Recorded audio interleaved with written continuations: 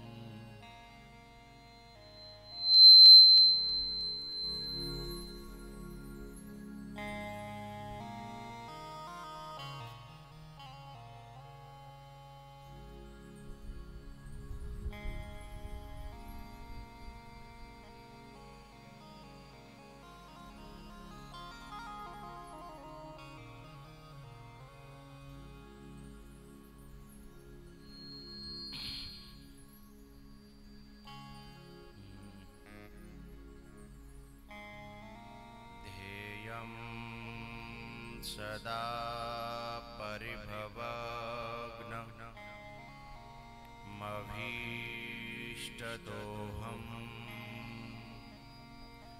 तीर्थास्पदं शिवविरञ्चिनुतं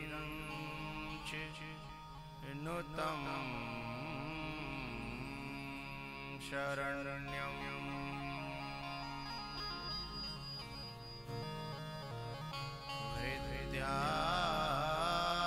हृदयार्तिहं प्रणतपाल भवाब्धिपोतं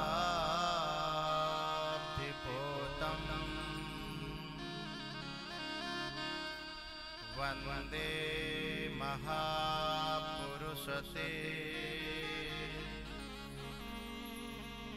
चरणा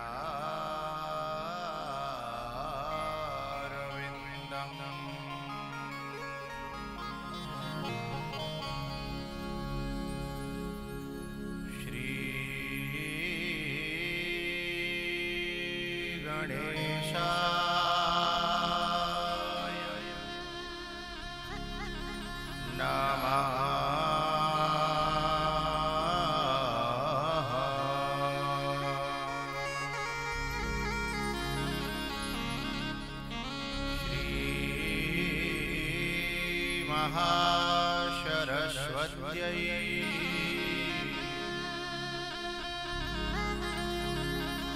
नमः।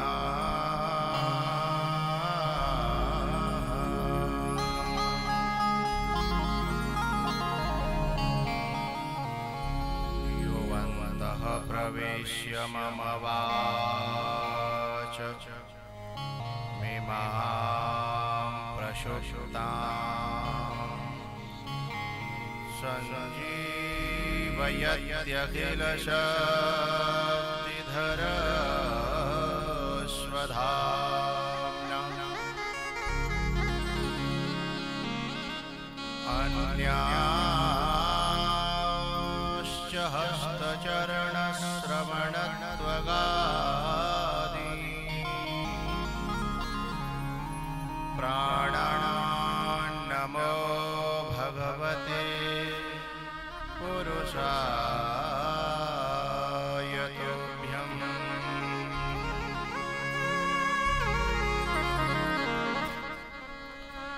देवदनुज नर नाग खग प्रेत पितर गंधर्व वंदं किन्नर रजनिचर कृपा करहु अवसर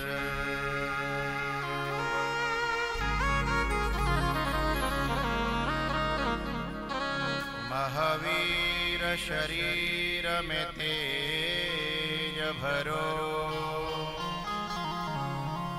मन संयमी बुद्धि निकाम यथा निर्भय विचरूं भूमंडल में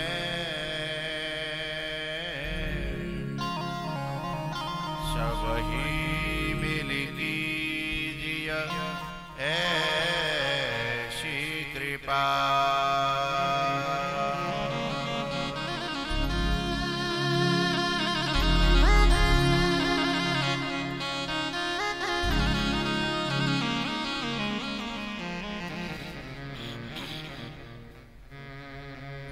अनंत श्री विभूषित जगत अर्चनीय वंदनीय प्रातस्मरणीय श्री सद्गुरुदेव जी महाराज सूक्ष्म जगत में विराजमान समस्त देवगण सिद्धजन योगी जन जगत की अधिष्ठात्री देवी माँ दृश्य अदृश्य रूप में विराजमान परमात्मा स्वरूप समस्त संत भगवन लाइव टेलीकास्ट के माध्यम से देश विदेशों से जुड़े हुए मेरे श्रोताजन और मेरे सन्मुख विराजमान मेरा प्रिय सभी श्रोता समाज, आप सबको भगवत भाव से मैं नमन करता हूँ। आओ भगवान नाम कीर्तन के साथ भगवान की मधुर और रहस्यमयी तात्विक सात्विक चर्चाओं को हम हृदयांगम करें।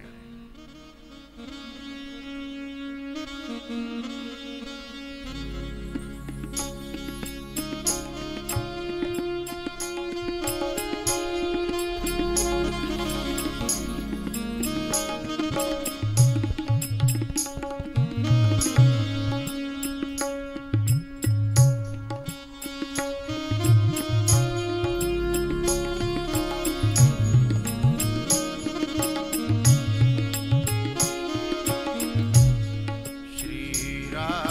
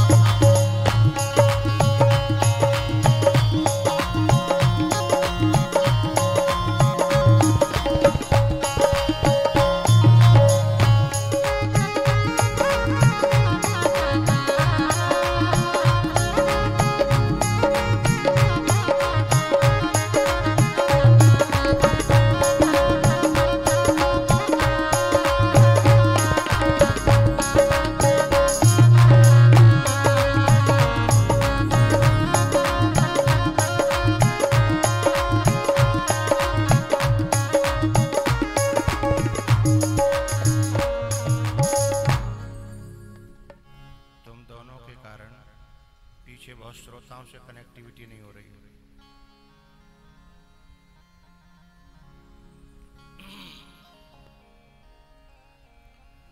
श्री राम जय राम,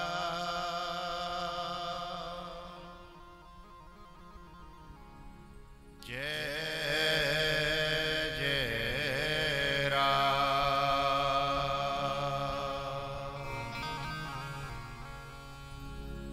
श्री राम जय राम,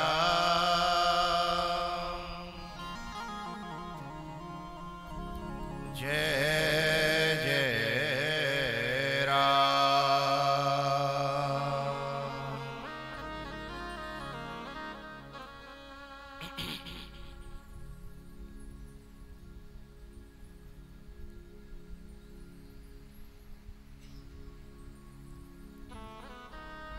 कल बात चल रही थी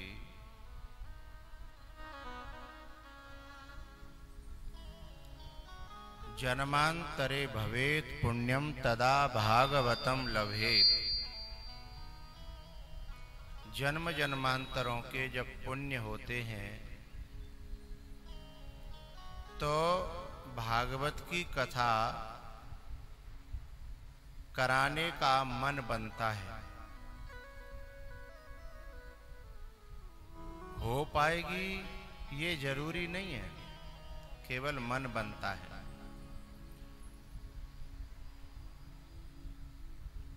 और जब क्षेत्र का भी पुण्य फलोन्मुख हो तो फिर आयोजन के साधन बनते हैं।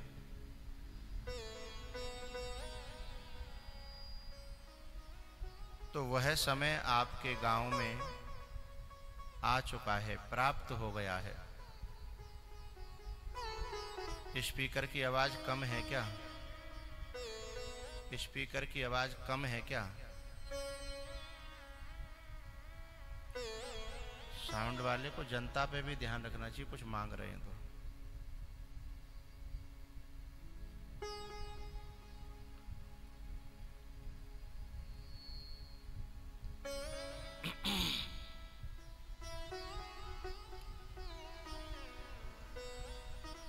एक व्यक्ति ये देखो, जनता की फीडबैक लो ना, यहीं से खड़े होकर बता देगी जनता तो। अरे यहीं से खड़े, हरिओम हरिओम।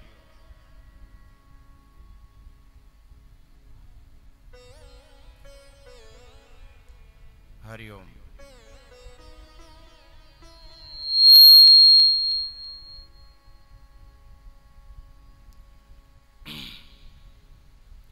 हरिओम।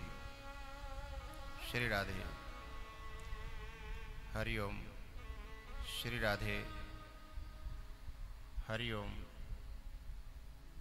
श्री राधे। हरिओम। हरिओम। जो पांडाल के मायके के उनसे थोड़ी कोई सीटी आ रही, उन्हें तो खोल ही सकते हो। हरिओम। वो तो हमारे नरोत्तम जी ने बता दिया, नहीं और तो बेचारे बता ही नहीं पाते। ऐसा श्रोता भी होना चाहिए जो बता सके कि हाँ।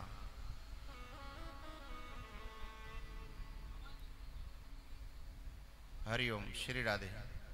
हरिओम। हरिओम।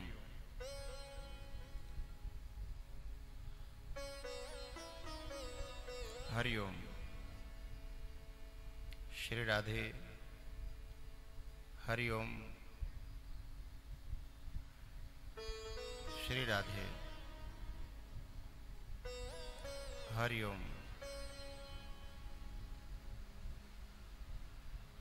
देखो, जब तक भरपूर आवाज नहीं मिलती तब तक आनंद नहीं आता।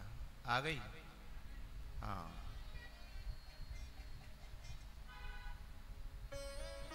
कोई क्या गड़बड़ी निकली? फुल खोलिए तब तो खोल देनी चाहिए। तो मैं जाम का तेल भर रहा है।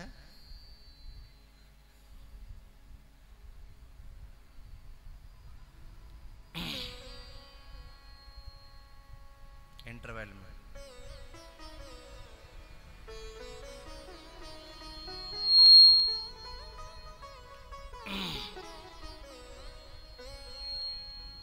कुछ गाओ, मौसम बने, कोई चौपाई गुनगुना देता, संगीत बजाओ।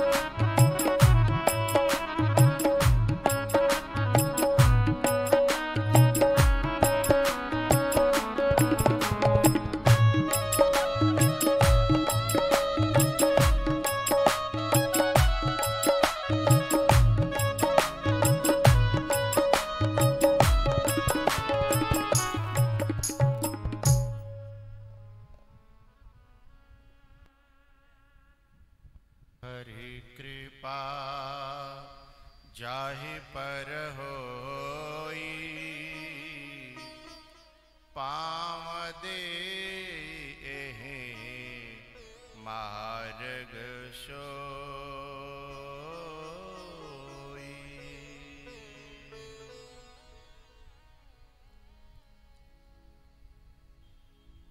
भैया आओ,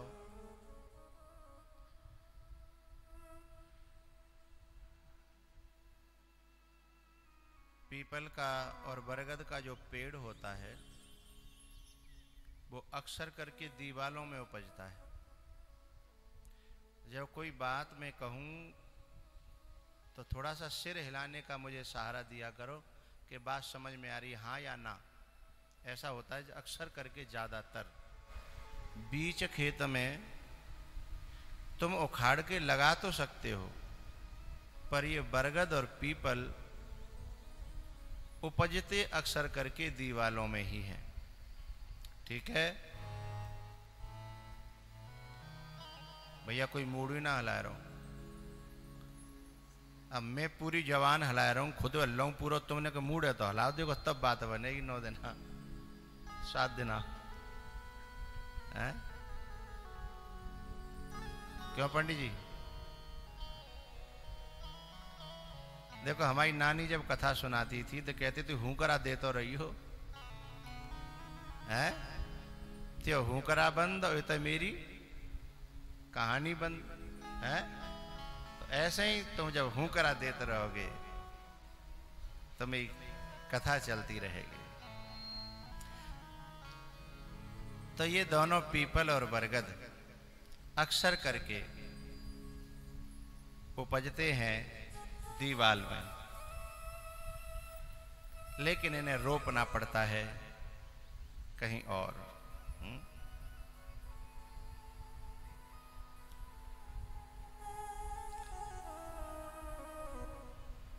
ऐसे हमारा जो मन है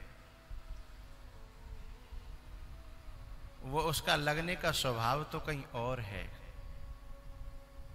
हमारा जो चित्त है उसका लगने का स्वभाव तो कहीं और है। जन्म जन्मांतरों से बुरे कामों में लगता ही चला आया है,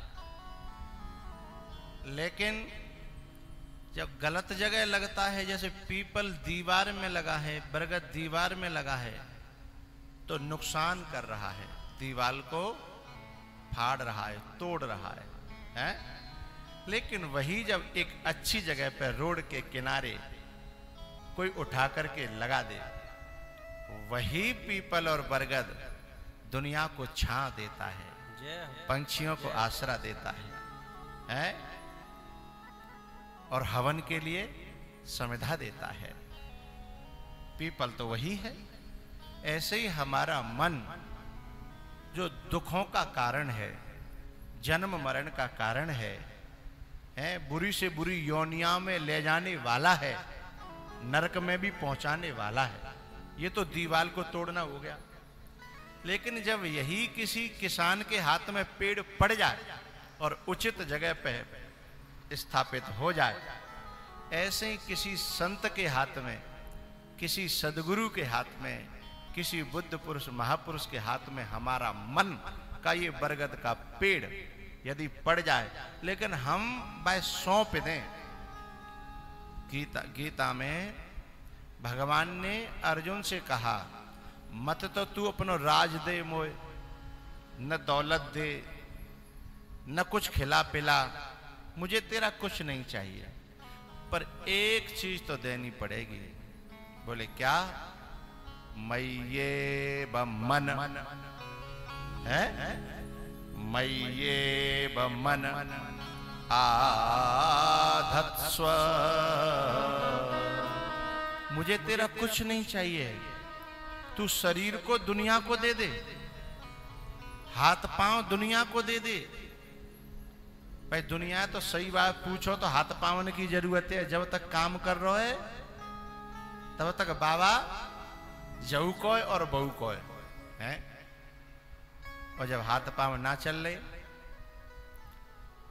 तो फिर उन्हीं में लड़ाई होती है कि मैंने 1 महीना राख लो डोकरा, मेरी जिम्मेदारी है, खेत तो 2 बांटेंगे, 4 बांटेंगे कि 3 बांटेंगे। रहे न काऊ काम के, तो सेंत न कोई ले।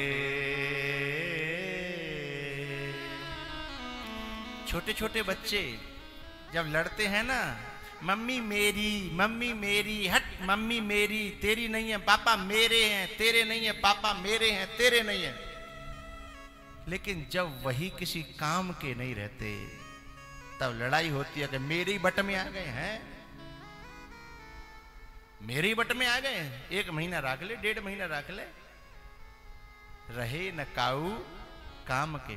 या दुनिया वालों को तुम्हारे मन की जरूरत ना, दुनिया वालों को तो तुम्हारे शरीर की जरूरत है, तुम्हारे हाथ पामन की जरूरत है, हाँ या ना बोलो। लेकिन भगवान कहता है मुझे ते शरीर की जरूरत ना, खूब खेत में काम कर, खूब भट्टा पे ईंट थाप, हैं,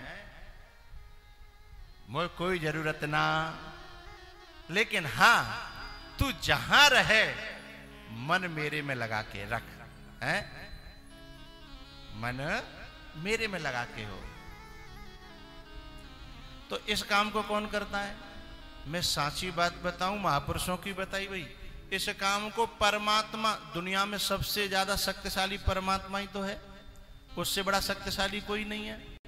लेकिन सत्य बात यह है, संत भगवान बैठे यहां साक्षी करके कह रहा हूं, सबसे ज्यादा शक्तिशाली परमात्मा है, लेकिन उसकी भी ताकत नहीं है, दम नहीं है कि हमारे मन को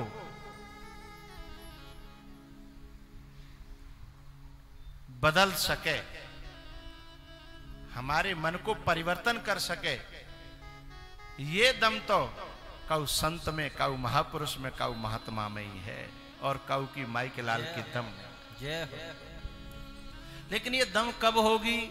जब हम बिने दे दें तो, है हम उन्हें दे दें तो भैयाओ हलेना के और जो कौन सा तिलबिची है ना, हाँ अभी याद करना पड़े हूँ एक दो दिन है हाँ तिलचिवी, अच्छा तिलचिवी, हाँ तो ये हलेना में तिलचिवी है क्या, एक ही बात है। हाँ तो भैयाओ जिन 7 दिना में जो आप यहाँ लेके आए हो मोए, गुरु कृपा ते भगवत कृपा से मैं आपके मने बरगद के पेड़ की तरह से दीवार में ते उखाड़ के जितनो बन सकेगो उतनो कोशिश करूंगो कब अच्छी जगह पर लगा सकूं जाते तुम्हारो मन कब छाया दे सके। जब तालियों की बात लगे ना, दिल में कोई बात हृदय में बहा जाए तो तालियां भी जोर से बजाया करना, क्योंकि यहाँ नयो नयो आया तो मुझे समझ में मुझे समझ में आनी चाहिए कि बात तुम्हारी समझ में आ रही है ना। अच्छा समझ में नहीं आएगी तो मैं और सरल करूंगा, और समझ में आ रही होगी तो उस स्तर और थोड़ा सा ऊपर ले जाऊंगा। बात समझ में आ रही है ना? नहीं आ रही होगी तो नीचे जाऊंगा, और आ रही होगी तो थोड़ा सा और ऊंचे स्तर की बात चलाऊंगा मैं। तो मय्येव मन आधत्स्व मयि बुद्धिम निवेशय, इंटरवल में ऊपर कर लेना, ठीक है।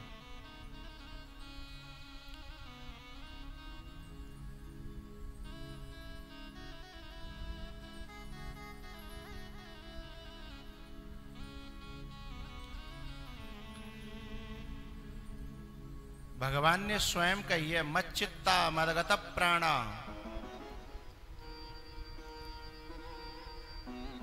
तू मेरे मन वाला हो जा, मेरे चित्त वाला हो जा।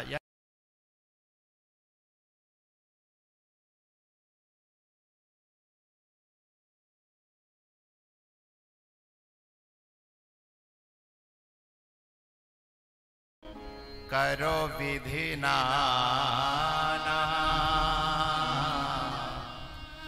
मन राखो जहां कृपा निधान।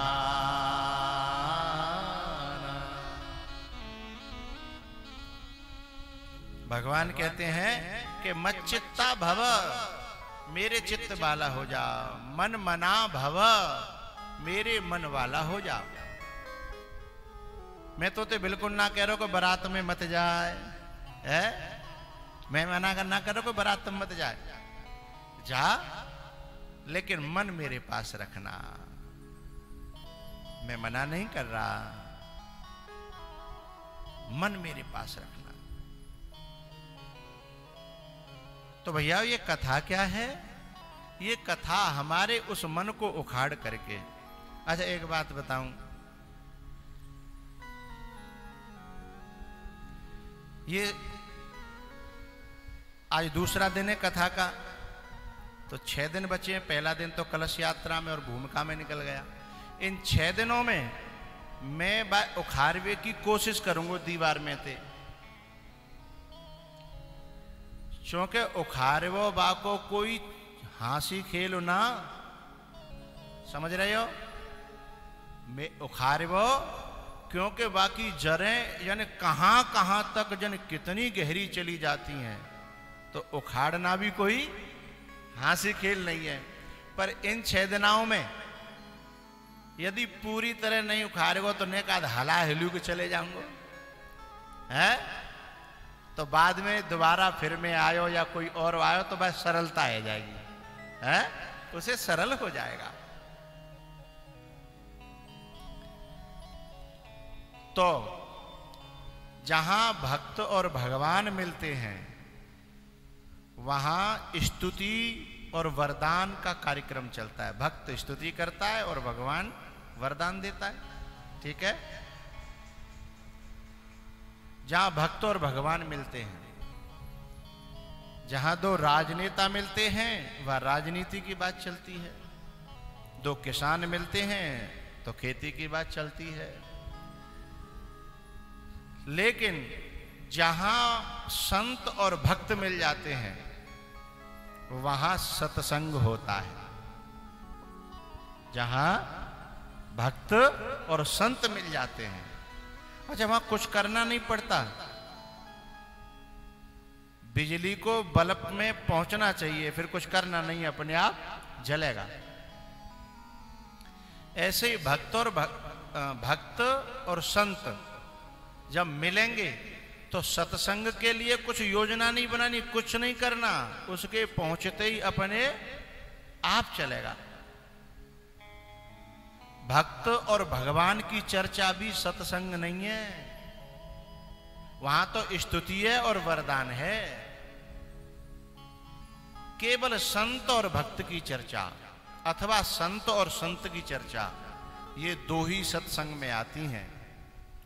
तो आज इस हलेना में, इस भूमि पर, इस धरती पर, ये बड़ा सौभाग्य का दिन और क्षण है जो सत्संग का आज अवसर आया है।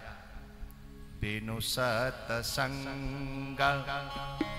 विवेक न होई, बिनु सत्संग।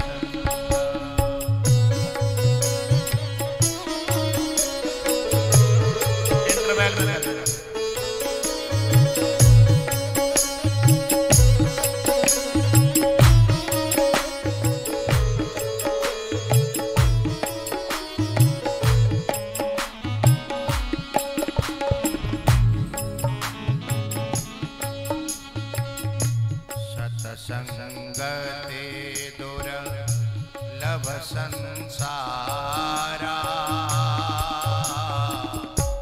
निमिष दंड भरी एक उबारा।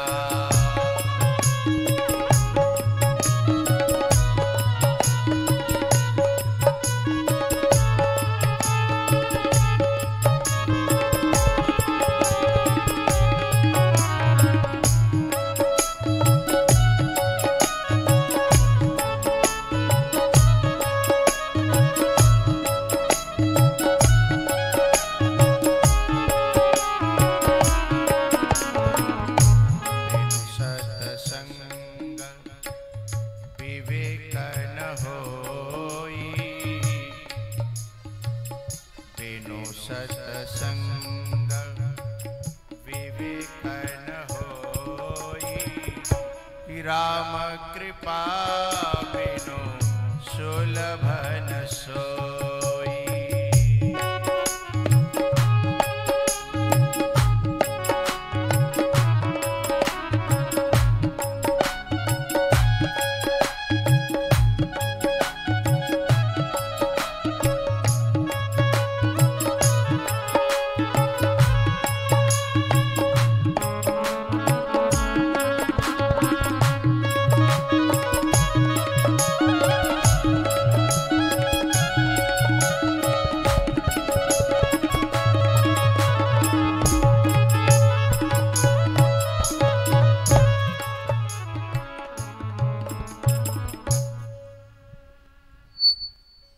संत का और भक्त का संयोग और मिलन ही सबसे बड़ा सत्संग है।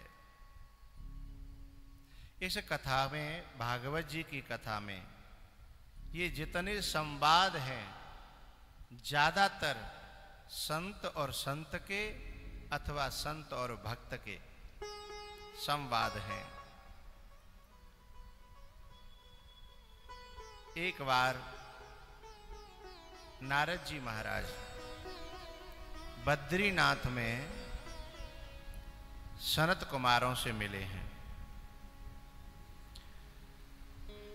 एकदा हि विशालायाम चत्वार ऋषयो मलः सत्संगार्थम समायाता ददृशुस्तत्र नारद। एक बार चारों सनत कुमार चत्वार ऋषयो मलः, चारों सनत कुमार बद्रीनाथ में गए। किसी ने पूछा बद्रीनाथ में काय क्यों गए?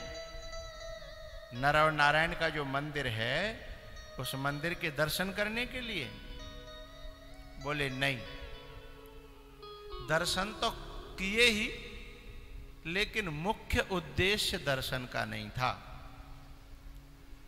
देखो, कहीं धाम में जाओ तो ठीक है, दर्शन करो, नहावे को हो तो नहाओ, लेकिन केवल मंदिर में दर्शन करके और नहा करके चले आए तो तीर्थ का पूरा पूरा फल हमने प्राप्त नहीं किया। जब तक उसके आसपास कोई संत से सत्संग न हो, संत से कोई भगवत चर्चा न हो, तो समझना तीर्थ का पूरा फल प्राप्त नहीं हुआ। इसलिए इस श्लोक में व्यास जी महाराज ने एक शब्द डाला, एकदा हि विशालाया चत्वार ऋषयो मलः सत्संगार्थं समायाता। पढ़े लिखे लोग हैं ना भी, मेरी बात समझेंगे। दर्शनार्थम न समायाता, दर्शनार्थम न, भ्रमणार्थम न, बोले तो सत्संगार्थम समायाता ददृशुस्तत्र नारदम्।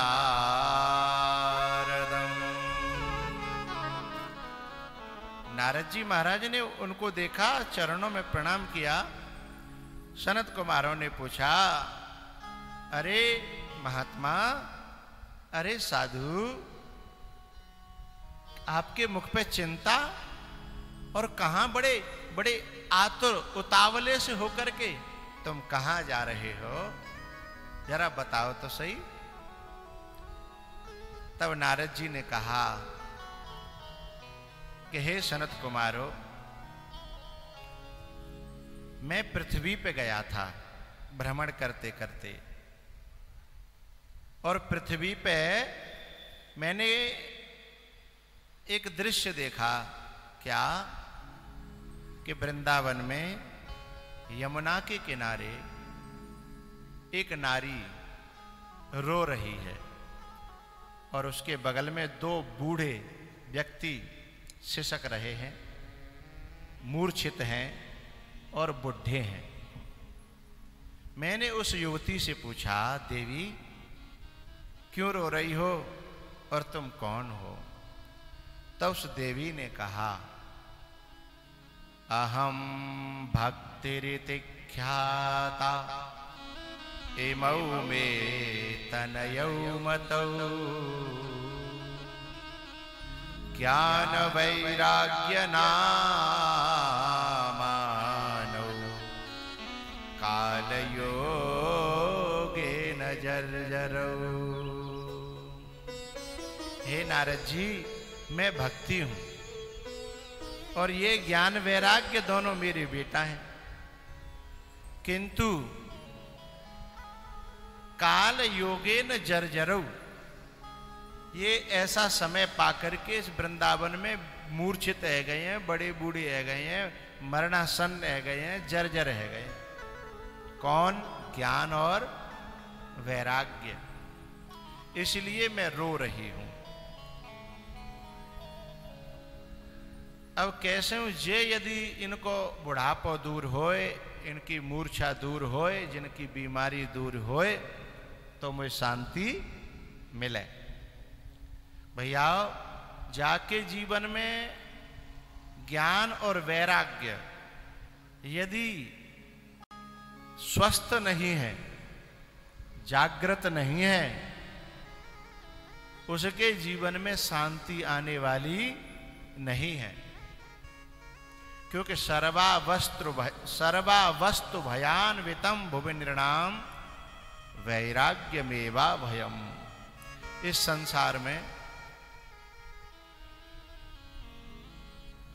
संसार में जितनी भी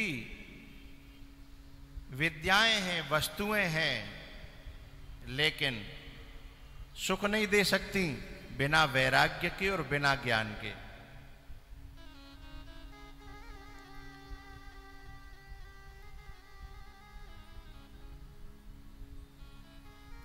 अरे तुम धरती पे गए और ऐसा दृश्य देखा, फिर तुमने क्या किया नारद जी? बोले मैं करता क्या, मेरे मन में लागी दया कोमल चित संता, मुझे बड़ी दया आई और मैंने उनको स्वस्थ करने के बड़े उपाय करे। मैंने वेदांत का पाठ किया, मैंने गीता का पाठ किया, मैंने वेदों का पाठ किया, कीर्तन सुनाया, पर ज्ञान वैराग्य स्वस्थ नहीं हुए। फिर मैंने भगवान से प्रार्थना करी कि हे भगवान, कोई उपाय तो बता जो मैं इनके दुख को दूर कर पाऊं। तब आकाशवाणी हुई, हे नारद, सत्संग करो, सत्संग से इन ज्ञान और वैराग्य का स्वास्थ्य अच्छा होगा। तो मैं सत्संग की तलाश में निकला हूं। अब यदि आप कृपा कर दो तो शायद मेरा दुख दूर हो जाएगा। ये ज्ञान वैराग्य कहीं वृंदावन में नहीं, हम सबके हृदय में है। कहूं तुम डोल सोचत रहो कि वृंदावन वाई नहीं बात है रही है ना, हलेना की बात चल रही है? हम सबके हृदय में ज्ञान वैराग्य है। और वो भी कैसा है? मूर्छित है, जर्जर है, पड़ा हुआ है, अस्वस्थ है, बीमार है, हैं? अब ऐसा ज्ञान वैराग्य सुख तो देगा नहीं। तब सनत कुमारों ने कहा एक उपाय है, श्रीमद् भागवतालाप।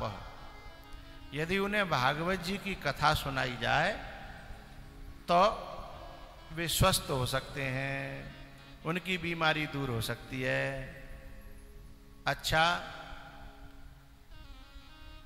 तो बोले भागवत सुनावेगो को?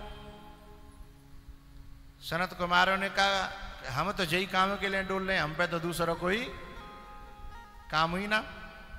यदि कोई तैयार होए, हम तैयार हैं। तब सनत कुमार नारद जी के साथ में उतर करके हरिद्वार आए। गंगा के किनारे पर भागवत कथा का आयोजन रखा गया 7 दिन का। और वहां उस आयोजन में बड़े बड़े संत महात्मा, कल हम कह रहे थे ना कि हमारे संत भगवानों को यहां बिठाया जाएगा तो कथा का आनंद और बढ़ेगा।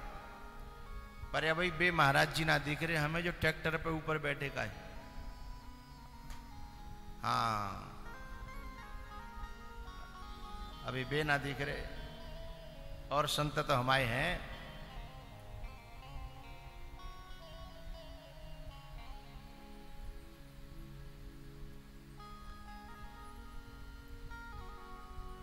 गंगा के किनारे हरिद्वार में आनंद नामक तट पर वो कथा का आयोजन हुआ। अब उसमें सनत कुमार जैसे वक्ता हों और नारद जैसे आयोजन करने वाले, तो सोचो कथा कौन से स्तर की रही होगी। तो ये चर्चा वही कि नारद जी कथा करा रहे हैं और सनत कुमार कहवे आ रहे हैं। और ये सूचना जैसे फैली तो लोक लोकांतरों से ऋषि मुनि संत महात्मा आने लगे।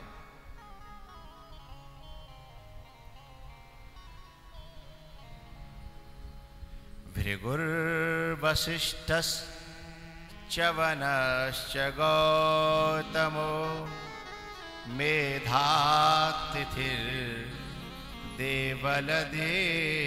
मेधातिथिर्देवलदेवरातौ रामस्तथा गाधिसुतश्च साकलो मृकण्डुपुत्रात्रिजपेपलादः योगेश्वरौ व्यास पराशरौ च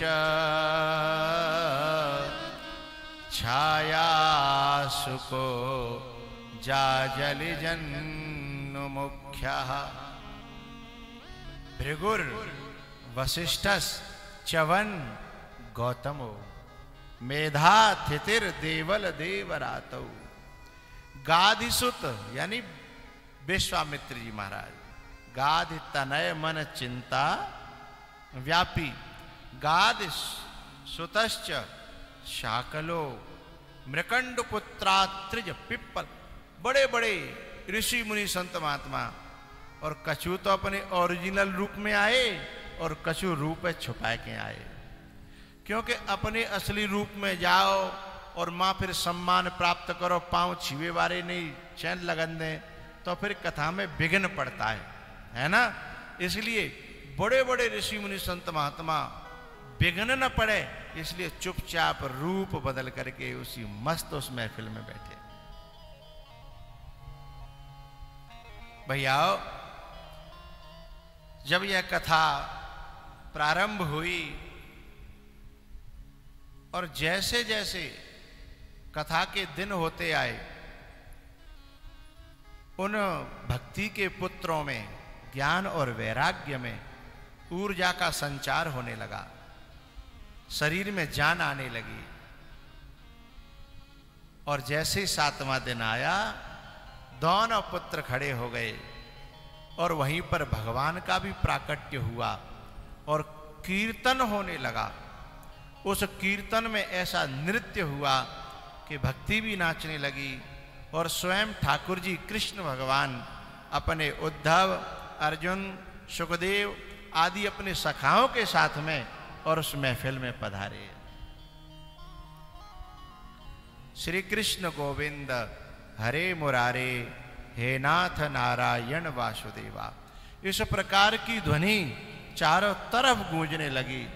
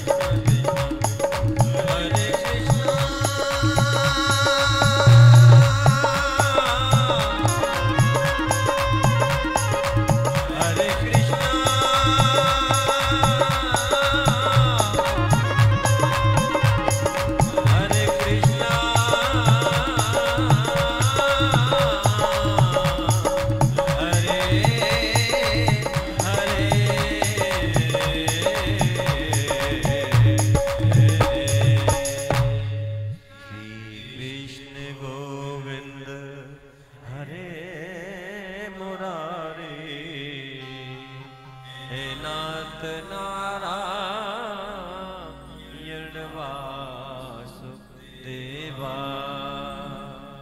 भक्तै भक्ति सुतौ तौ तरुणौ गृहीत्वा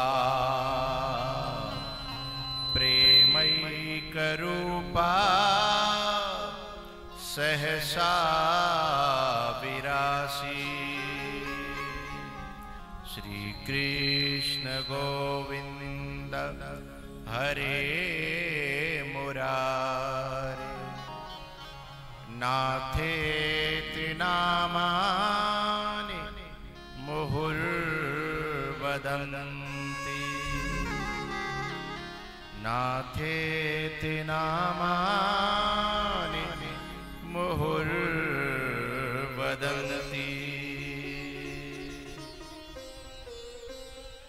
जब सनत कुमारों के इस कथा के कहने पर नारद जी ने ये आश्चर्य देखा, ज्ञान और वैराग्य जागृत हुए और भगवान तक का प्राकट्य हो गया। भगवान ने सभी श्रोताओं से कहा कि मैं तुम्हारी भक्ति से, तुम्हारे सत्संग से बड़ा खुश हूं, कुछ मांग लो।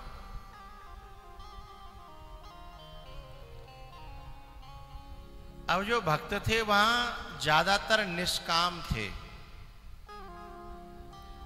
वैसे एक बात बताऊं, सकामी लोगों की भीड़ तो ज्यादातर मंदिरों में मिलती है।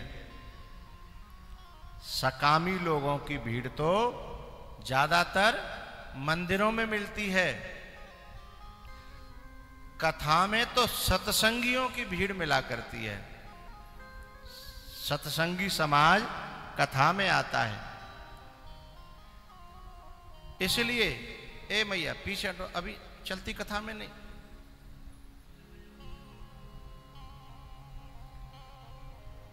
ये मैया तो हमारे पंडित जी की होड़ कर रही है। पंडित जी भी कथा में बार बार इधर से उधर जा रहे हैं। अब एक आध बार तो मैं चुप रह रहा हूं। चलती हुई कथा में शांति में जितनी आनंद आता है उतना उतल पुतल में नहीं आता। और कभी कभी शांति बनाने वाले लोग ही उतल पुतल करते हैं। अब ये है कि जब तक निठ रही है तो निठ रही है, फिर हमारे हत्थे चढ़ गए।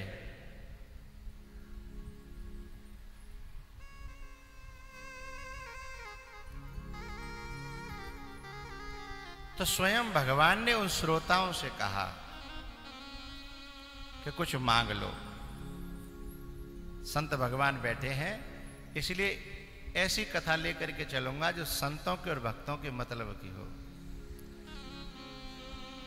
रामायण में वाल्मीकि जी महाराज से जब राम जी ने पूछा कि मुझे रहने की जगह बताओ चित्रकूट पे, कि कहां रहूं, तब वाल्मीकि जी ने भगवान को 14 जगह बताई।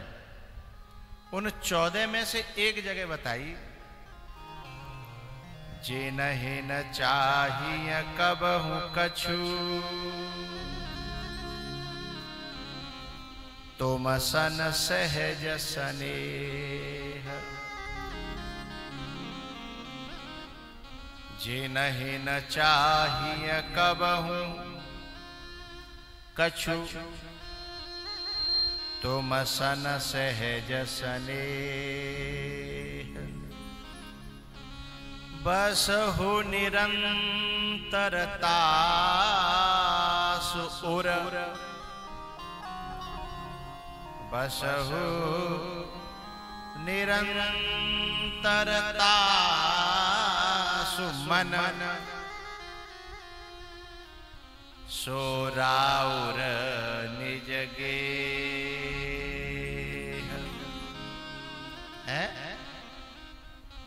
बोले उन्हीं के हृदय में क्यों बसो जो चाहते हैं, तुमसे कुछ चाहते हैं, उनके हृदय में क्यों नहीं? बोले वो तो कुछ चाहते हैं, उन्हें तो वो देव और तुम फ्री और बेव फ्री है। भाई तुमसे उन्हें झुंझुना चाहिए था, उसने झुंझुना पा करके खुश हो गया और तुम उससे पीछा छुड़ा के खुश हो जाओ। लेकिन उसके ऋण से कैसे मुक्त बनोगे, कैसे मुक्त होगे जिसे तुमसे कुछ चाहिए ही नहीं।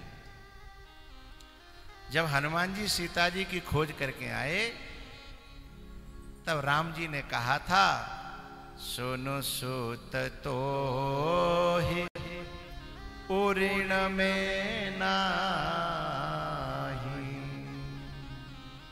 सुनो सूत तो ही ऋण में नाही।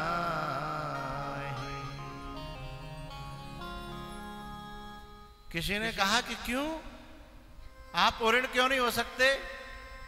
अरे आप ऐसा क्या है जो नहीं कर सकते? तब भगवान ने कहा, जो सकामी लोग हैं उन्हें जो चाहिए उन्हें दे करके तो मैं ऋण हो सकता हूं, लेकिन जिसे कुछ चाहिए ही नहीं, अब मैं बातें ऋण कैसे होऊंगा? और हनुमान मेरा ऐसा भक्त है, जाहे न चाहिए कबहु कछु। अब जाते ऋण कैसे होंगे? तुम सन सहज स्नेह। तो सारे के सारे भक्त उसमें ऐसे ही थे जिसे कुछ नहीं चाहिए। अच्छा एक बात बताऊं,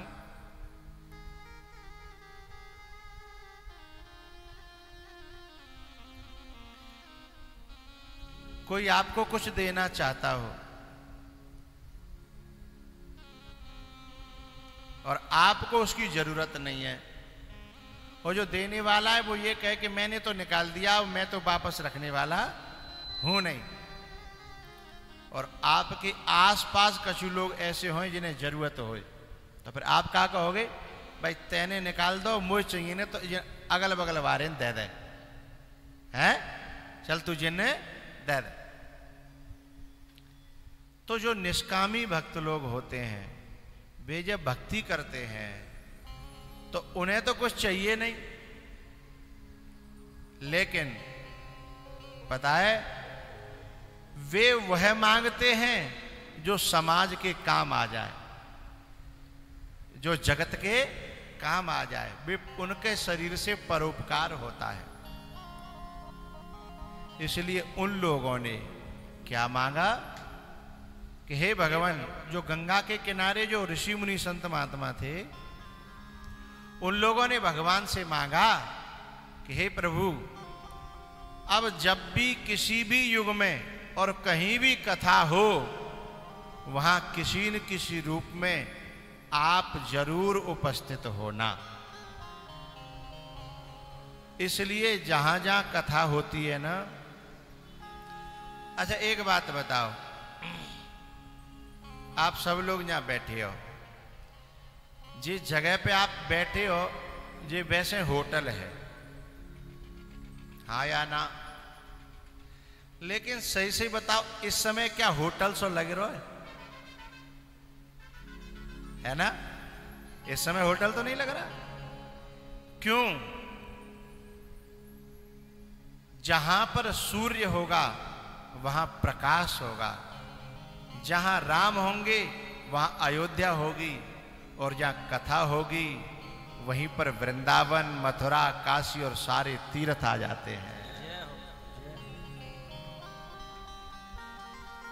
अरे ताली बजाए भी मैं सोचत रहता हूं बजावे कि नहीं बजावे, लेट आ जाता हूं। जहां राम है वहां अयोध्या है केवल, वहां काशी नहीं है, मथुरा नहीं है, वृंदावन नहीं है, गोवर्धन नहीं है। जहां राम तह अवध निवासु है, तहीं दिवस जहां भानु प्रकाशु। लेकिन जहां कथा आ जाती है, तीर्थ सकल तहां चले आवहे।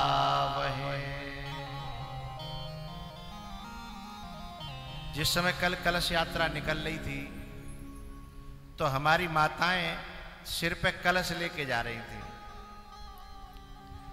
अब ये बेई मटका है, देखिए तो जो घर में पानी को पीवे के लिए धरता है, वही पानी है जामे।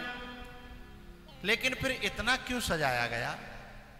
इसे सिर पे लेके पूरे गांव की परिक्रमा क्यों लगाई गई? जब बेई मटकाए तो ना, जब पंडित जी ने ये कलश भरवाए तब मंत्र पढ़े, गंगे च यमुने चैव गोदावरी सरस्वती। हे सारे तीर्थों, आओ इन कलशों में निवास करो। इन कलशों में जो नदियां हैं, जो तीर्थ हैं, वे रात भर सोचते रहे कि बताओ हम मंडप ते दूर दद्दे हैं और हमें स्वयं बुलायो गयो हैं। हम जब इतने ही बुरे हते तो फिर यहाँ बुलाई काय कुएं, ताते हमें भी कम से कम सामने तो रखो, हमें भी बीच में लाओ। वो प्रेरणा जब भई मनों में, तीर्थों ने प्रेरणा कराई। तीर्थ सकल तहां चले आवहे। सारे तीर्थ वहां चल के आ जाते हैं जहां भागवत की कथा होती है। सारे देवता, सारे ऋषि मुनि संत महात्मा वहां पे आ जाते हैं जहां पे ये भागवत की कथा होती है। और भैया,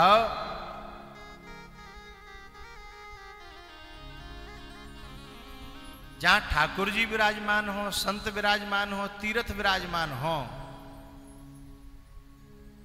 वहां का एक क्षण बैठना भी करोड़ों वर्ष के जीवन से ज्यादा श्रेष्ठ है।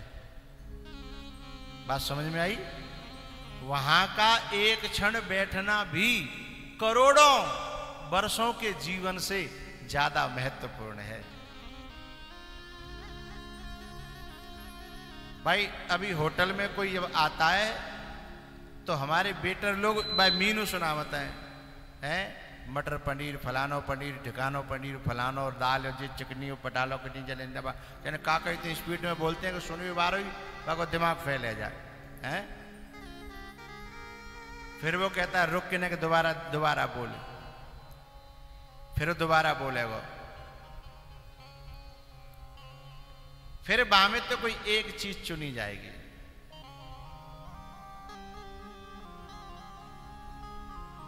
लेकिन एक तो होता है पेट भरना और एक होता है स्वास्थ्यदायक और स्वाददायक और स्वास्थ्यवर्धक। एक तो होता है पेट भरू सौदा और एक होता है एनर्जी देने वाला। तो कुछ लोग ऐसे होते हैं पेट भरू और कुछ लोग ऐसे होते हैं कि भाई चाहे थोड़ा खाओ पर अच्छा खाओ, चाहे थोड़ा खाओ पर अच्छा खाओ। ऐसे ही उन हजारों वर्षों के व्यर्थ के जीवन से सत्संग का एक क्षण भी श्रेष्ठ माना गया है। एक घड़ी आधी घड़ी आधी में पुण्य आधी। तुलसी संगत साधु की हरे कोटि अपराध। हरे कोटि अपराध।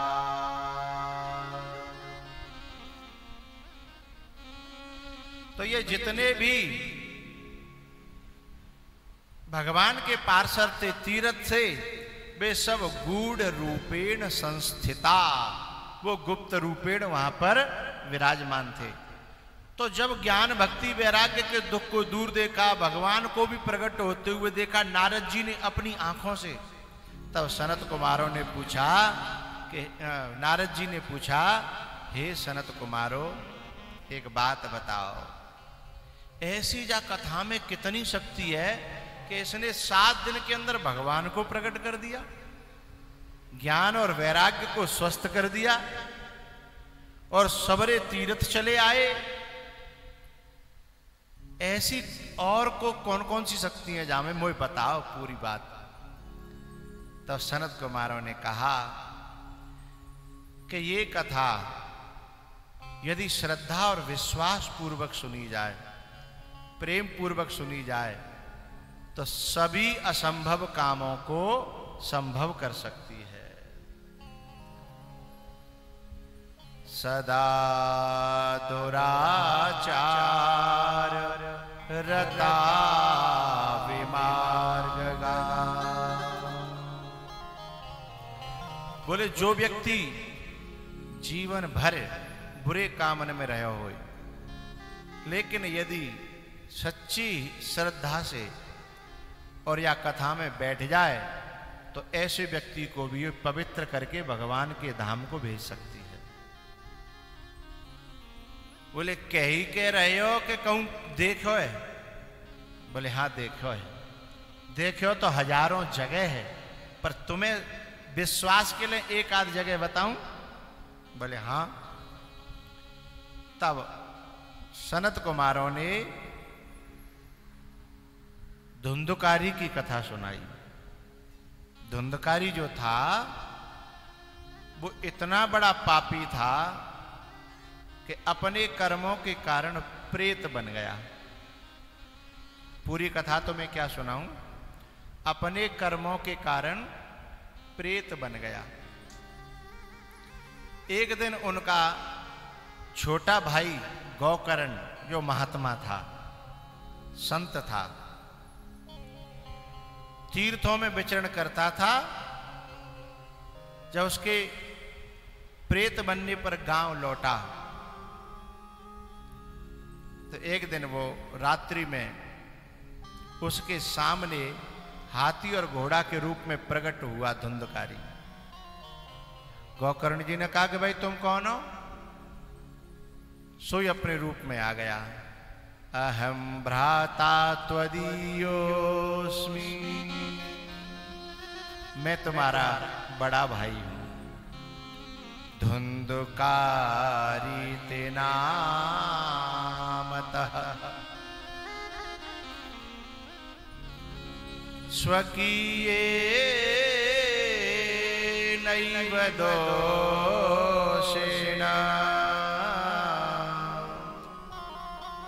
ब्रह्मत्वं नासितं मया।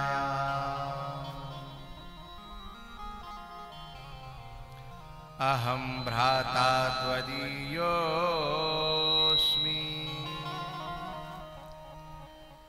अहम त्वदीय भ्राता, मैं तुम्हारा भाई हूं। लेकिन एक खासियत धुंधकारी में थी।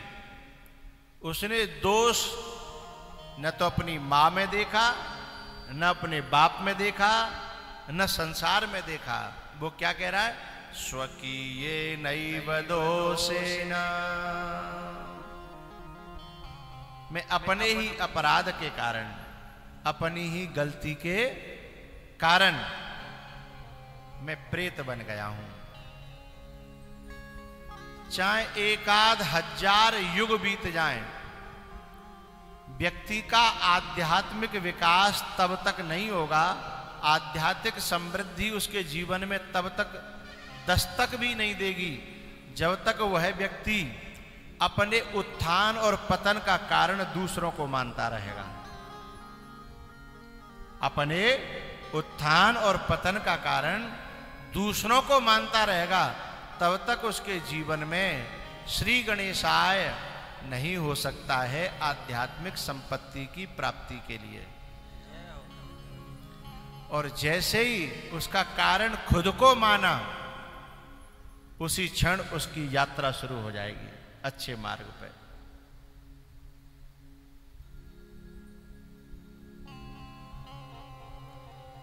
एक बात बताइयो भैया,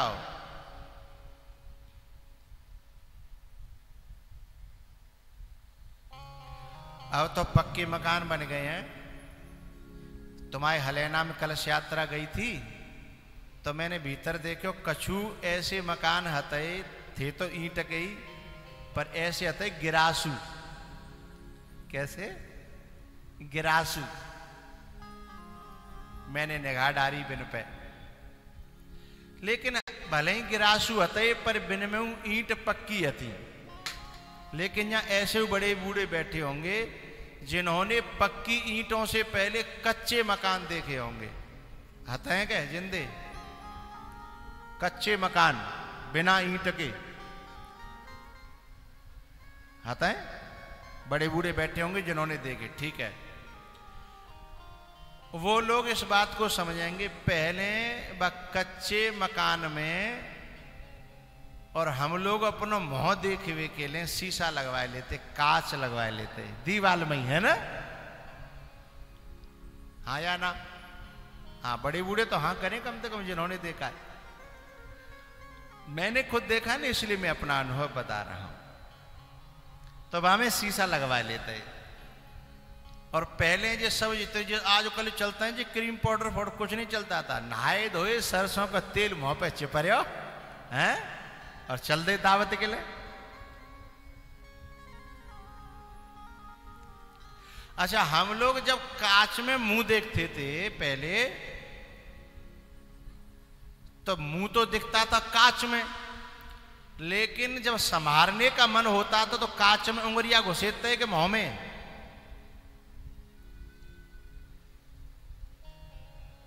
भाई, जब कोई सुधार करना है तो उंगली तो मुंह पे जानी जाएगी ना। काजल फैल गया है या कोई गंदगी है या कोई भी गड़बड़ी है, तो उंगली यदि कांच की तरफ जा रही है तो समझदारी है कि बेवकूफी? बेवकूफी है। समझदारी तो यह है कि उंगली अपने मुंह की तरफ जानी। अच्छा, जब तक कांच की तरफ उंगली रहेगी, चाहे 1000 युग बीत जाएं, जो कमी अपने चेहरा पे है खत्म हो जाएगी क्या? चाहे 1000 युग बीत जाए। तो जब एक बात बताओ, जब कांच की तरफ उंगली करने से, उसमें खुरचने से, जैसे मानो यहां काला दाग लग गया हमारे चेहरा पे, अब वो कांच में दिख रहा हो चेहरा, अब तुम कांच खुरचो तो गांठ को कांच और खोए बैठोगे, है ना?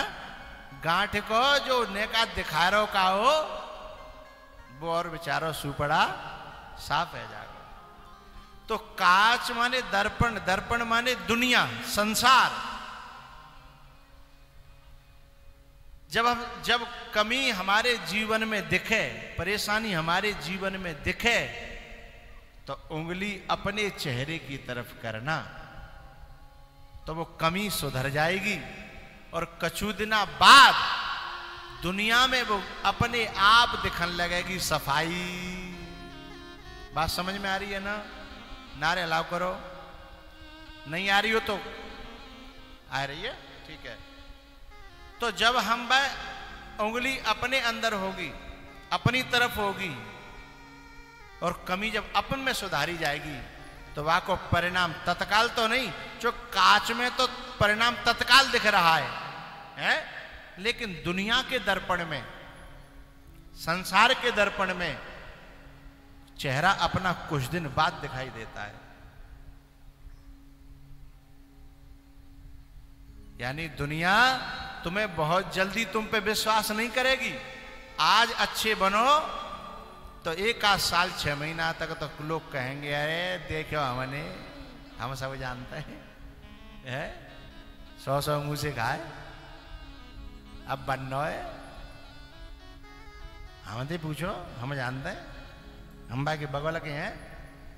कछु दिना तक तुम्हें फीडबैक नहीं मिलेगा, लेकिन जब कुछ समय व्यतीत हो जाएगा और तुम्हारे भीतर के दाग धुल जाएंगे, तो धीमे धीमे ऐसे कहने वालों के मुंह फीके पड़ने लगेंगे।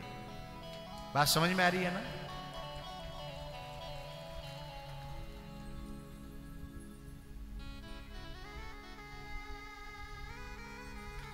हम गिरते उठते पड़ते जब आगे निकल गए, हम गिरते उठते पड़ते जब आगे निकल गए तो हंसी उड़ाने वालों के चेहरे उतर गए हैं। लेकिन हमें आगे निकल के दिखाना पड़ेगा, हम आगे निकल करके हमें दिखाना पड़ेगा। तो दर्पण को मत खुरचना, उंगली अपने चेहरे की तरफ करना। यदि दाग दर्पण में दिखाई दे तो दाग दर्पण में नहीं है, हैं? दाग अपने भीतर है। नजरों में तेरे दोष है, कर्मों में अपने दोष है, चिंतन में अपने दोष है।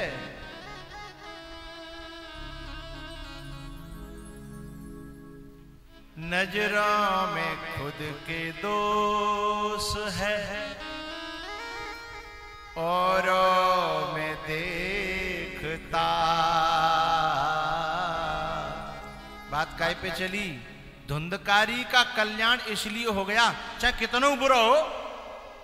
अरे लाखों पापी के बराबर एक ही पापी हो, लेकिन जिस क्षण उंगली अपनी तरफ बही उसी समय विकास शुरू हो गया। उसने ये कह दिया, स्वकीय नैव दोषेन, मेरे अपने कारण में बर्बाद हुआ हूं, नहीं मुझे दुनिया में किसी ने मुझे बर्बाद नहीं किया है। नजरों में अपने दोष है, औरों में देखता। नजरों में तेरे दोष है, औरों में देखता। अपनी नजर सुधार ले, अपनी नजर सुधार ले, बस हो गया भजन। अपनी नजर सुधार ले, बस हो गया भजन।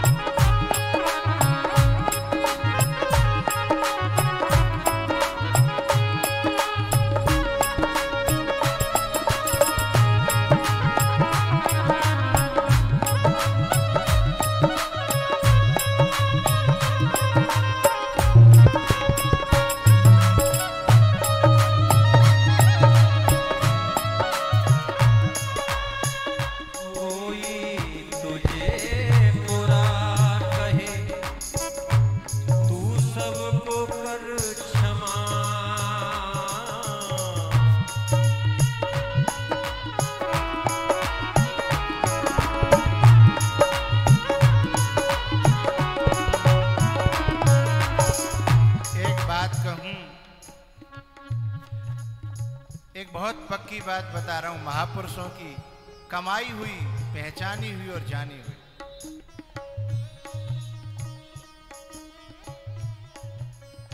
हम मंदिर में जाते हैं और भगवान से कहते हैं, भगवान कोई गलती भई हो तो क्षमा करना है। हम भगवान से रोज क्षमा मांगते हैं, लेकिन मैं आपको बता रहा हूं, भगवान ये पूछता है उस समय तैने किसी को क्षमा किया? जब तूने किसी को क्षमा नहीं किया तो फिर मैं तुझे कैसे क्षमा कर दूं? जो क्षमा करना जानता है वही भगवान से क्षमा पाना जानता है, क्योंकि जो लेना जानता है, जो देना जानता है, वही लेना जानता है? तो क्षमा का गुण जिनके अंदर होगा वे परमात्मा के सबसे प्रिय संत और भक्त होते हैं। कोई तुझे बुरा कहे, कोई तुझे बुरा कहे। एक बात और उसमें मुझे कहनी है जब तुम्हें किसी को जवाब देने का मन हो रहा हो, कोई तुम्हें ज्यादा परेशान कर रहा हो और जवाब देने को मन कर रहा हो, थोड़े दिन धीरज धारण करके रखना, थोड़े दिन ही देख लेना, वक्त के ऊपर छोड़ देना। और प्यारेओ, जब तुम समय के ऊपर छोड़ दोगे तो किसी दिन समय आने पर समय खुद उसे जो जवाब देगा वो हम 3 जन्म में भी नहीं दे पाएंगे। समय जो जवाब देता है हम नहीं दे पाएंगे। कोई तुझे बुरा कहे, तू सबको कर क्षमा,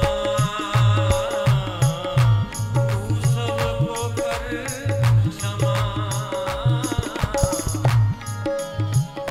समता का सुरमा सार ले, समता का सुरमा सार ले, बस हो गया भजन। मन की तरंग मारे, बस हो गया भजन।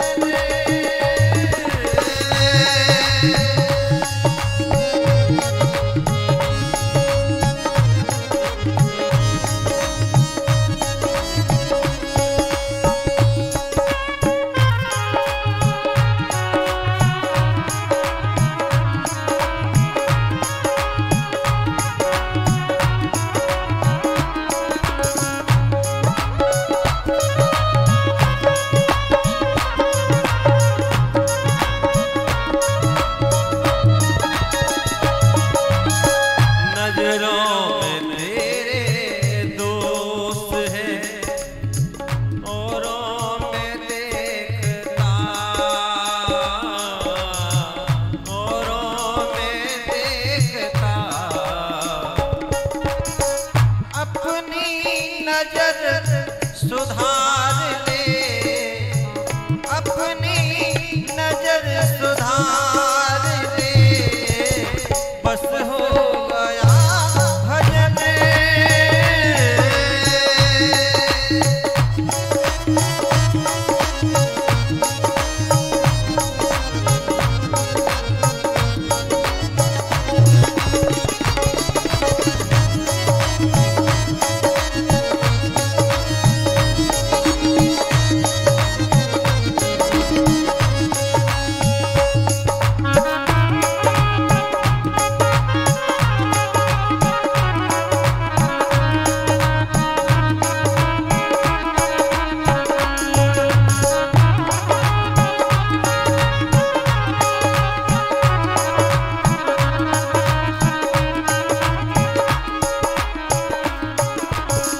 समता का सुरमा सार ले, समता का सुरमा सार ले, बस हो गया भजन।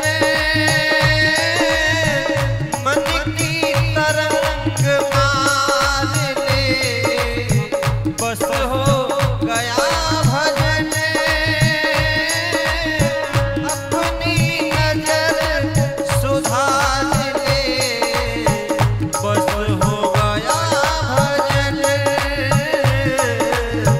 बस हो गया भजन।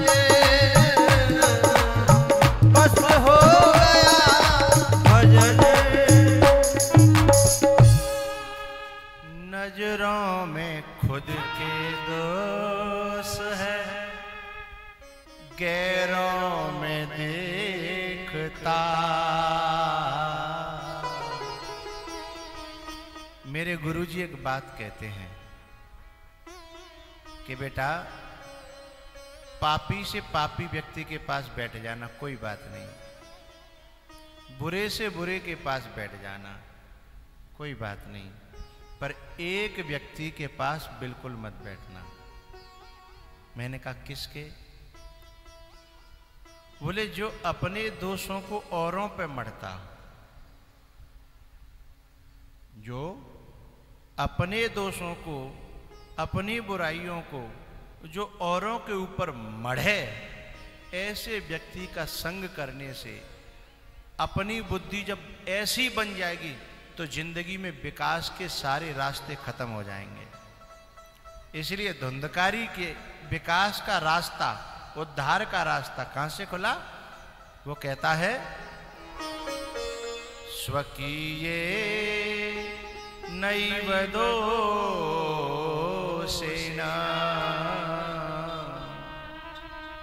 अरे गोकर्ण भैया, मैं अपने ही कर्मों के, अपने स्वभाव के कारण आज मेरी ये दशा, ये हालत है गई है कि मैं प्रेत बन गया हूं।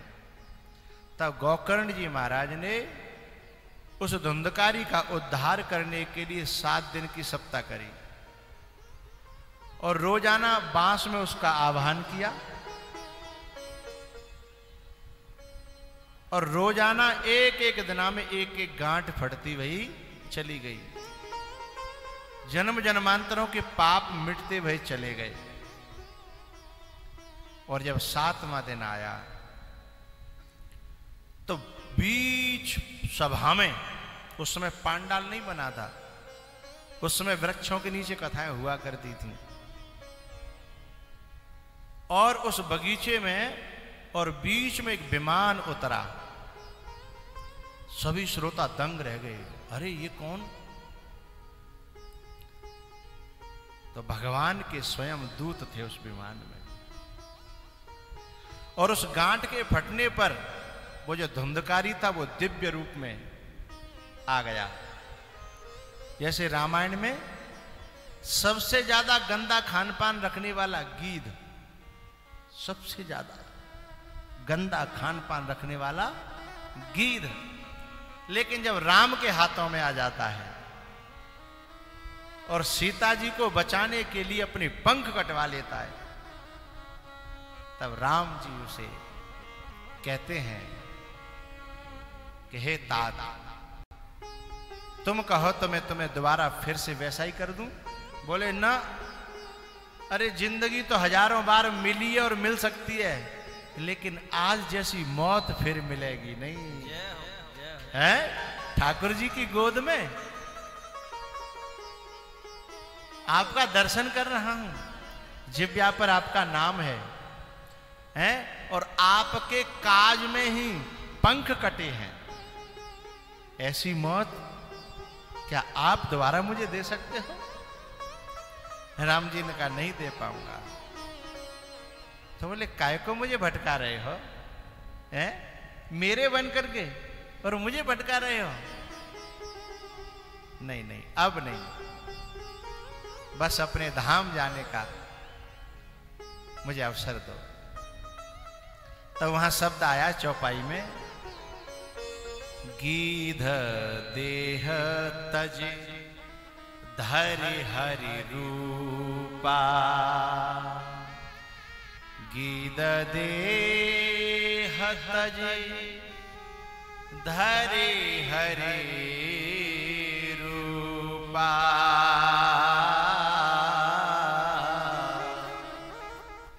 कैसो गीध? गीध अधम अति आमिष भोगी। कैसो? अधम और आमिष भोगी। गति दीनी जो जाचत जोगी, गीध देह तज धरे हरि रूपा।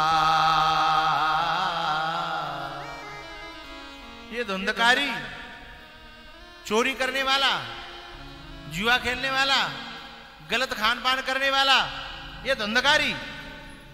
लेकिन 7वां दिन आया, इतना बड़ा पापी होते हुए भी भगवान की कथा को उसने दिल से धारण किया। हम लोग क्या करते हैं? बोले कथा तो सुनवे सुनवे काजे, हम दिल में धारण तो हमने संसार कर रखा है ना, संसार की बात कर रखी है ना, लेकिन कल्याण कब होगा जब संसार की बातें सुनवे सुनवे के लिए होए और भगवान की कथा धारण करवे के लिए होए, है कल्याण तो तब होगा ना। यद्यपि केवल सुनना भी कोई छोटी मोटी बात नहीं है, धारण है पावे या न है पावे, सुनना भी कोई छोटी मोटी बात नहीं है, लेकिन पूर्ण कल्याण कब होगा? पूर्ण कल्याण धुंधकारी की तरह, चाहे हम कितने बड़े पापी हों। अपचेत्सु दुराचारो भजते माम अनन्य भाग साधुरेव समन्तव्य सम्यक व्यवसितो ही सौ। अपचेत्सु दुराचारो, दुराचारियों का भी दुराचारी क्यों न हो व्यक्ति, लेकिन इस भाव से स्वकीय नैव दोषेण,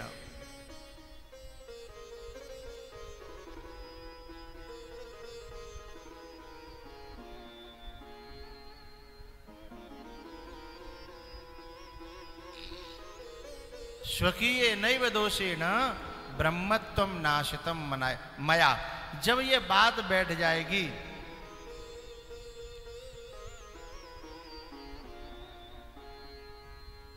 दसवें स्कंद में आएगी, जब ब्रह्मा जी ने भगवान श्री कृष्ण पर संदेह किया, भगवान ग्वाल वालों के संग खेल रहे थे, उनकी झूठन खा रहे थे, तो ब्रह्मा जी को मोह हो गया कि बोले राम राम राम राम, हम जाए भगवान मान रहे और जाए तो झूठ सांच कोई ज्ञान ना है, ये कैसा भगवान।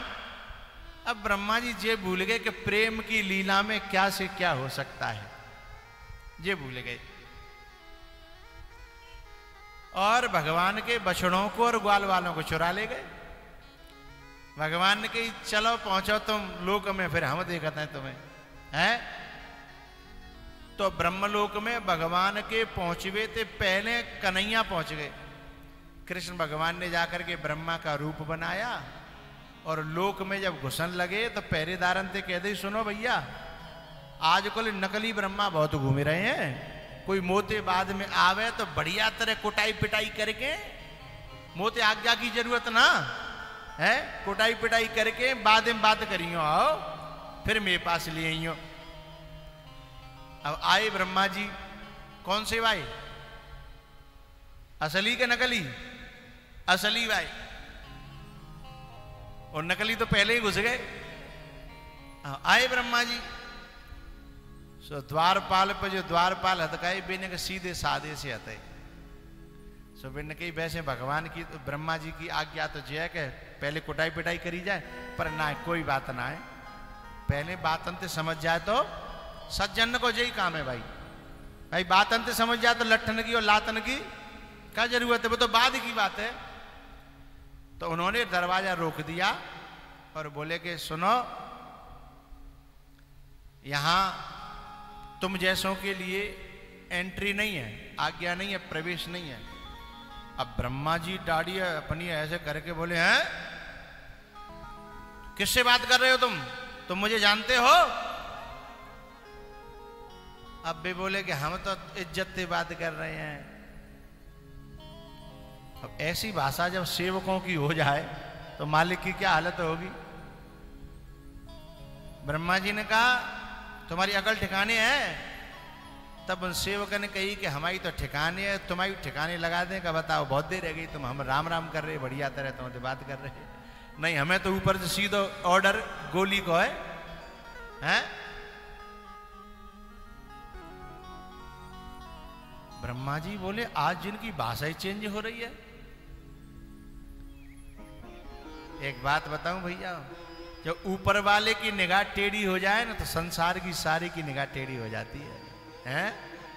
सारी दुनिया की निगाह टेढ़ी हो जाती है। और यदि बाकी निगाह सीधी है जाए फिर काऊ की दमे टेढ़ी कर ले।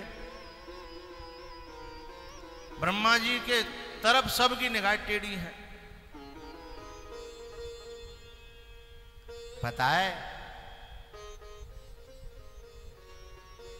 ब्रह्मा जी ने सोची चलो जिनते बाद में बात करेंगे, पर दूसरे दरवाजे अंदर तो घुसे, फिर जिन्हें बुलाएंगे।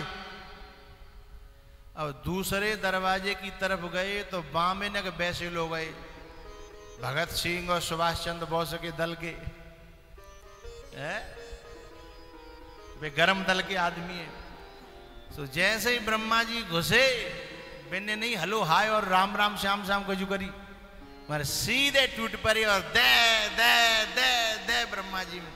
ब्रह्मा जी बोले रुको तो सही, रुको तो सही। बोले बाद में रुकेंगे, बाद में पूछेंगे। बोले भाई बात तो सुनो। बोले बाद में। तो दे दे सुजाए दे, बाकी बाद बोले अब बता क्या बात है।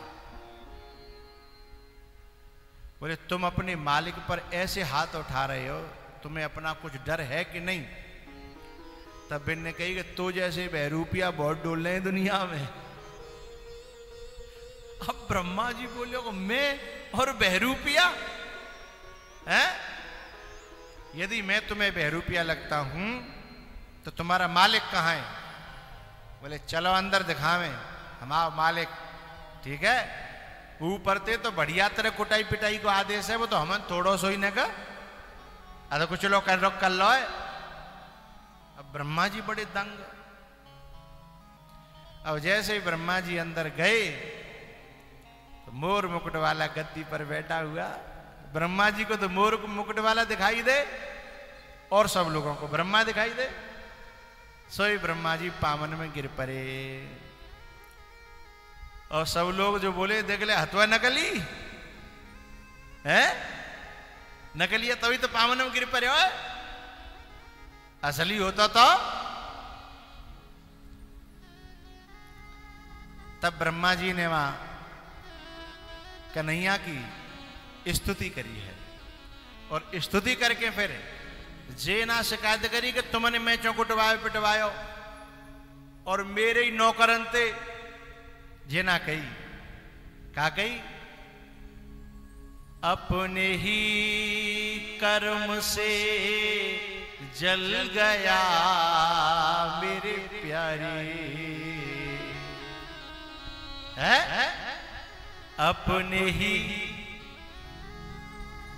कर्म से जल गया मेरे प्यारे, पर थोड़ा मर हम लगा दीजिए मेरे प्यारे, थोड़ा मर हम लगा दीजिए,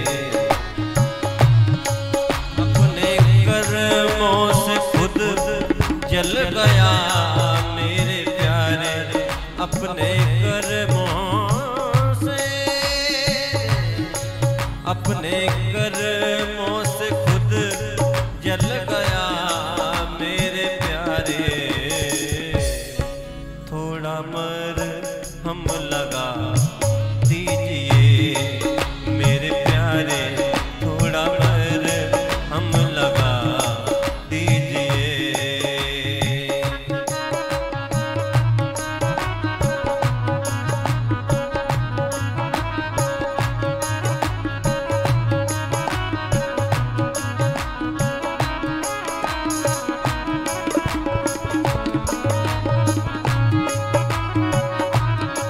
जो सजा दीजिए दीजिए मेरे प्यारे,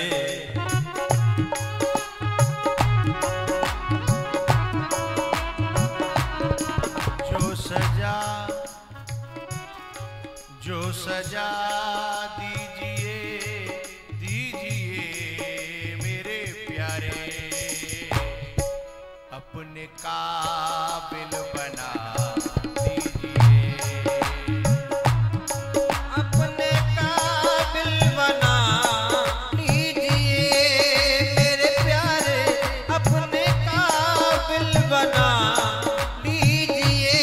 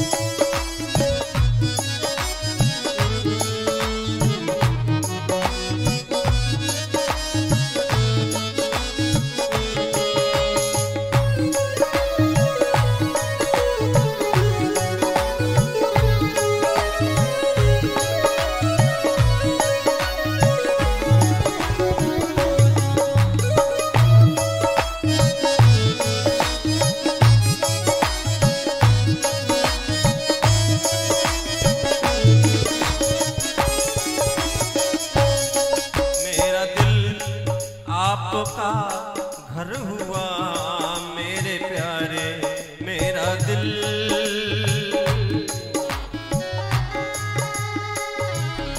मेरा दिल आपका घर हुआ मेरे प्यारे।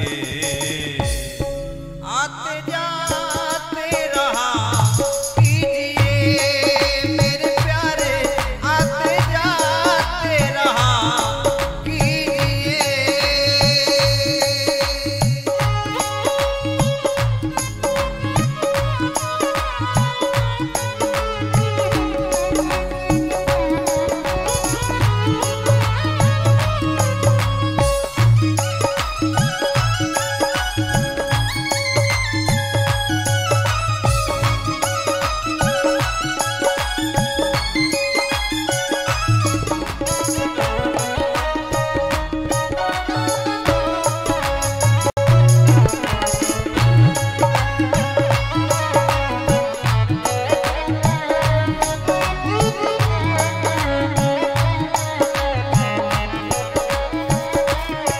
अपने कर्मों से खुद जल गया मेरे प्यारे, अपने पापों से खुद जल गया मेरे प्यारे।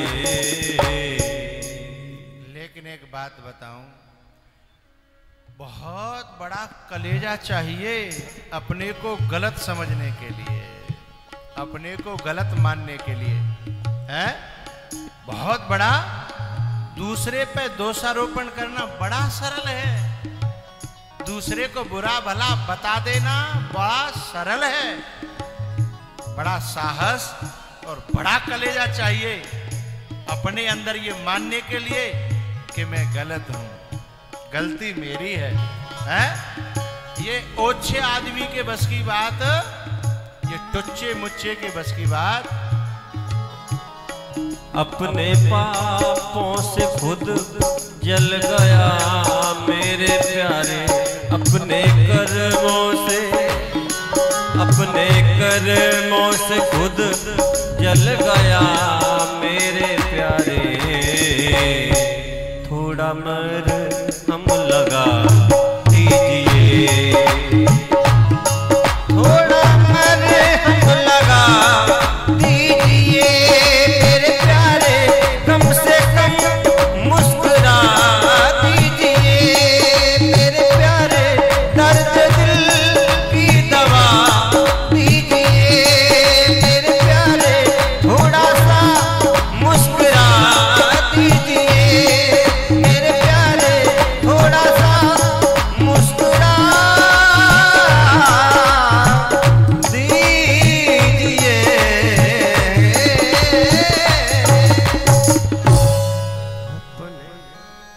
अपने कर्मों से खुद जल गया मेरे प्यारे। रामायण में तो ये कहा है, भगवान का भक्त कौन है? बोले गुण तुम्हार।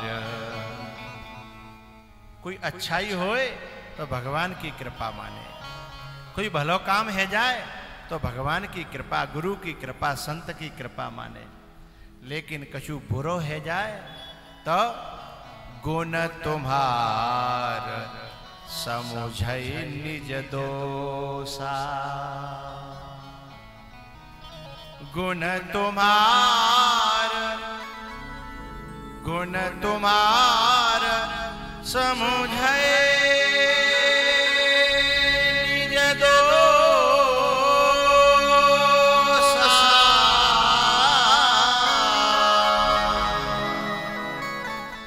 अपना कोई गलती हो जाए, कोई बुराई हो, अपने ऊपर ले और कछु भलो है जाए तो भगवान, गुरु, परमात्मा, महात्मा इनकी कृपा से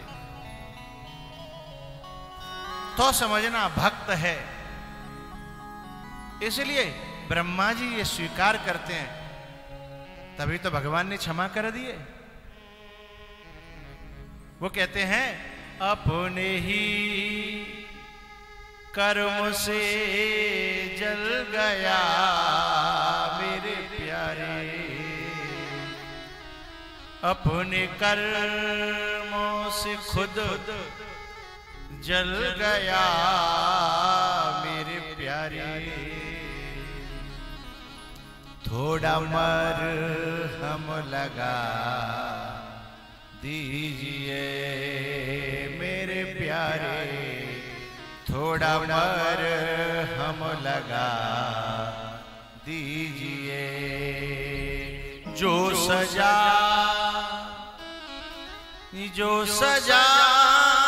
दीजिए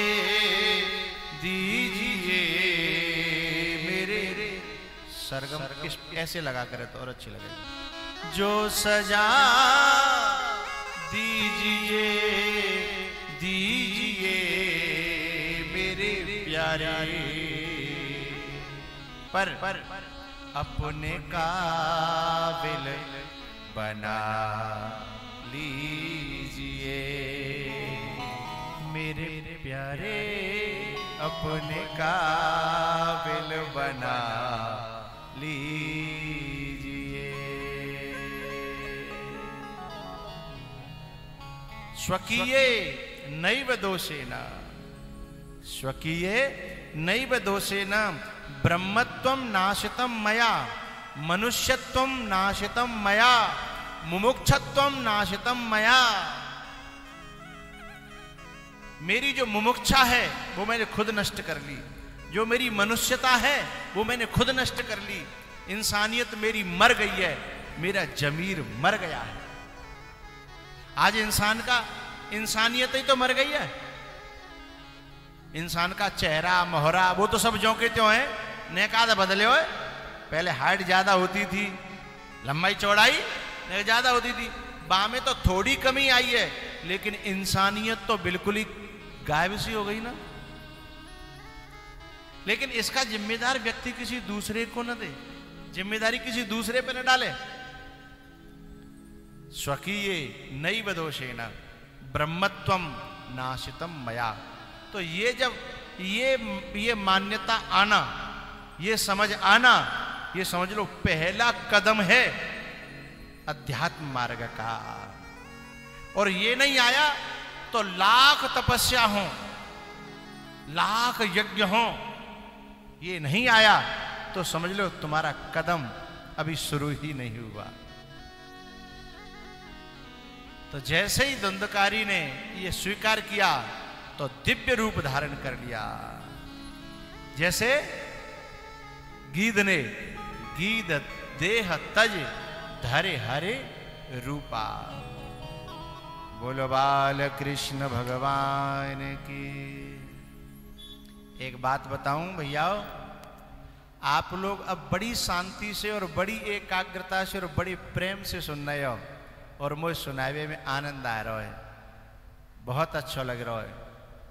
मन कर रहा है कि अब तो जी दिनों रात कथा चले, क्योंकि पीने वाले का भाव यदि हो ना तो पिलाने का आनंद कुछ अलग होता है। बहुत अच्छा लग रहा है। तो बस मैं अभी क्योंकि बीच में मुझे लंच करना है, 20 मिनट के आसपास आप पानी वगैरह पी लो और फिर बैठो।